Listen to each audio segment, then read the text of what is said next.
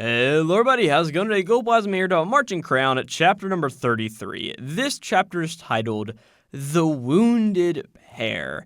And just off rip, what an intriguing title of Märchen Crown that is. The Wounded Pair, we've seen, the pair bound by despair, or, that was sort of rhymed. Hey, look at me making a rhymes here in a Märchen Crown video. And also, of course, I don't know, I forget what all of the pairs in this series are called, I don't know if it's going to be surviving long enough for me to actually care about that, But either way, very intriguing chapter of Märchen Crown we get this week, and one that I honestly just want to talk about because it's just so interesting, all things considered, with all of the sort of lore we get in the basis of Flamnia and also the Sleeping Beauty character who we met at the end of last chapter, but of course see in this chapter, along with Kreuz and just seeing how everything sort of works out here, Honestly, just a very intriguing chapter, one that I just want to hop into talking about. But of course, we're going to talk about this chapter of Märchen Crown. We first need to talk about what happened last time in Märchen Crown in one of the funniest chapters of manga that I've read in a long while. And that's saying something because Märchen Crown often makes banger, really funny chapters, intriguing chapters, or chapters that make me want to jump off a bridge. And hey, last chapter was a really funny chapter, as we saw this very intimate, not very intimate moment between Kreuz and the Prince of Flamma, Gulam, and we saw the two of them sort of sitting there in some very sexual energy, let me say that, probably not that at all, as we saw the Gulam bit the stump of Kreuz, and it was, I don't know, this is a very weird chapter. Either way, Kreuz is on the mission to find where Michael and Rapunzel went. And in the process of that, it ended up running into this girl in a very sort of Aphrodite, Venus sort of dress is sort of how I described it, and also her eyes are covered in the same sort of vein here, right? And we start off this chapter as Kreuz is just looking at this girl, and she's like, while it may be shorter, her hair still glitters and flows like the moonlight, and with a voice like a bell, as she even trembles in fear. I'm sure of it.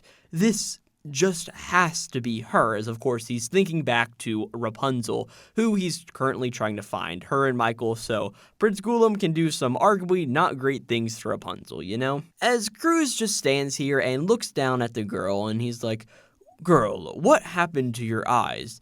Did you injure them amidst the panic as you fled? Or perhaps they were gouged out by someone? More importantly, though, what happened to that monster? And we see that this girl, we learn her name later in this chapter, so I'm just going to go ahead and use it. We learn that her name is Talia. She is, or Sleeping Beauty, as even she says pretty much. But even so, Talia just says, what? What are you talking about? Who are you? Do you even know me? As Kreuz is holding his blade in his only good hand now, and he slams it down into the ground, piercing it into the dirt, and he walks over, and he grabs the hair of Talia, and starts to, pull her up, as he's like, is this some kind of trick? I find it very hard to believe he'd leave you in this state. He's got to be somewhere close by. Where is Michael? And Talia's like, I don't know what you're talking about. And he's like, so be it. As he releases her, she sort of falls to the ground a little bit. As Kreuz just then stands here and sort of declares as he picks back up his blade, Michael, come out now, you cursed immortal wretch. Show yourself now, or I'll torment and kill the girl. And he stands here in silence. Birds flap away from the surrounding area, sort of it's honestly very interesting because they shed these white feathers, and we've seen these sort of white feathers in relationship to all of the sort of deities and playwrights that sort of are going through or the onlookers, I think is the actual term for them, who look down on everything. So I find it a little bit interesting that we are sort of seeing the same symbolism of the feather here, and I think it's supposed to mean something like, oh, this is an onlooker seeing this sort of pair meet, As Kreuz just says, you wish to underestimate me? Have it your way. So he goes and he takes the blade and puts it right up against the skin of Talia. And he just says, all right, let's start by taking your arm. Then I'll slice off the other, followed by your legs. And lastly, I'll slit your belly and slice your head off. You best try and scream as loud as you can, loud enough to reach his ears, as pitifully as you did back then. And Talia just says, that's fine by me. And Kreuz is very shocked by this, as Talia just continues. It's all the same. No matter how far I run, I can never escape the torture.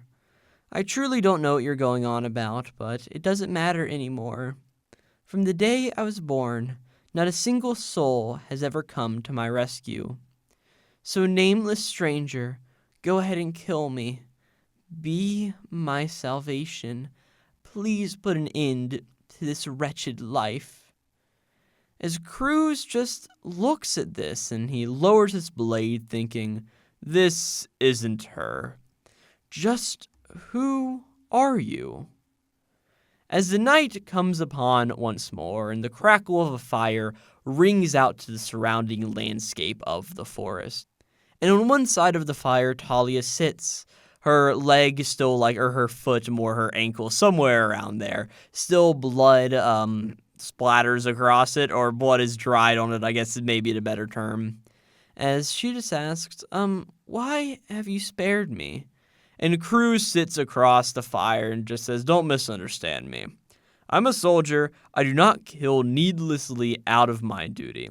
Besides, I still have my doubts. Should I find out this is a trap, I will show you no mercy. As Talia then, after being silent for a brief moment, starts to speak, and she says, I ran here from the land to the north, Ponzia. I do not know the place or manner of my birth, but for as far back as I can remember, I've been a slave to the nobility, a plaything for their enjoyment. When I was little, I tried to run, and they took out one of my eyes as a punishment. They took the other when I attempted to flee for a second time. Several years passed, and on my third and most recent attempt, I made it this far. I'd always heard of the cursed forest to the south, and I thought surely that if I went deep enough, that no one would follow me here. Besides, a place like this is perfect for someone like me. Since my entire life has been utterly cursed as well, the girl who resembles me is sure lucky that you talk about. Even if that boy is supposedly a monster, at least she knows what it's like to be loved by somebody. And we just see that Talia is saying all of this, and she sort of is breathing in and out, and sort of the cold fog comes out around her mouth, and she's just shivering as the fire isn't enough to warm her up. And Kreuz, after a brief moment, sort of stands up from leaning against a tree wherever he is, and he grabs off his cape that he wears and drapes it over Talia's back. Of course, she's not wearing any clothing befitting of being out in the cold like this. And Kreuz gets up and starts walking away as he just says, your dull little story has made me tired. I'm going to go get some sleep. And also, you're not the one I'm after. If you choose to go, I will not pursue you. Go wherever you please and continue living that cursed life of yours. It has nothing to do with me. And Talia just says, oh, so do you trust me now? And Kreuz is like, no, don't get cocky. I've never trusted anyone. Not anyone or anything. As the fire's the only thing illuminating the area now, as Kreuz is leaning up against a tree, and as he is, he starts to think a little bit as he drifts off to sleep for the night. And we see a flashback, pretty much Kreuz's story here. As we see, there's a bunch of prisoners sort of all cuffed and linked together, being led somewhere, and we see that Prince Gulam is here as well. And this sort of royal attendant guy is just like, Prince Gulam, these ones have been freshly captured in the most recent uprising. Please help yourself to any and all that suit your fancy. And the prince sort of walks up and he's like, oh, what is this? Not a single young lady in the bunch. And the attendant just says, oh, I'm afraid not. Even this time, the women and children took up arms against us. And Prince Gulam's like, well, that's no fun. As he looks over and he sees a very young Kreuz here in the prisoner chains, pretty much, right? And Prince Gulam walks up and looks at Kreuz. You there, that's a pretty face that you have. What's your name? And the young Kreuz just says, I have no name to give to the likes of you. And we see that the attendant's just like, "You horrid little brat, how do you dare speak to the prince like that?" And Prince Gulam just laughs like, "Ha, you've got some guts. I like him. Give this boy to me." And he just says, "Crucify the rest of this example and give them all a torturous death." As the attendant just says, "Well, are you sure, your highness? There's no telling what sort of trouble a lowly whelp who dared to defy the royal family might bring." And Gulam just says, "Nah, I'm not worried. I've actually grown tired of women as of late. I'd quite like to try playing with a feisty little thing for a change." As he walks over and starts caressing the bottom, the chin of Cruz, and he just looks forward and says, "You, if you don't have a name, I shall give you one. And that name will be Cruz, often fitting since you've just escaped crucifixion. This way you'll never forget the mercy I've shown you for as long as you live. From tonight onward, I'll be spoiling you rotten. You better look forward to it, Cruz." And in the morning, Cruz wakes up. He's sort of sleeping with his sword laying on his shoulder. And he suddenly feels a little bit of weight as he starts to open up his eyes, no longer dreary-eyed from the night's sleep. And he looks down as we see that Talia is sitting there sort of leaning up against him. And she just says "Oh, have you woken? You seem to be stirring in your sleep, and are you all right?" And Cruz sort of looks down very shocked, and he's like, "Tell me, girl, what is your name?" And she just says, "Well, as a slave, I don't have a proper name, but you may call me Talia, or Sleeping Beauty, as they have mockingly named me, for these eyes that do not open." And that's where we end this chapter of Märchen Crown, as we see Cruz and Talia sitting here, and all of these flowers sprouting up around them as they wake up in the forest. And yeah, that's this chapter of Märchen Crown, man. Honestly, I don't know. I'm getting a lot of mixed signals here. Is what does Cruz really feel for Prince Gulam? We saw last chapter, they have sort of a relationship, and it sort of seems like Gulam has made Cruz his plaything.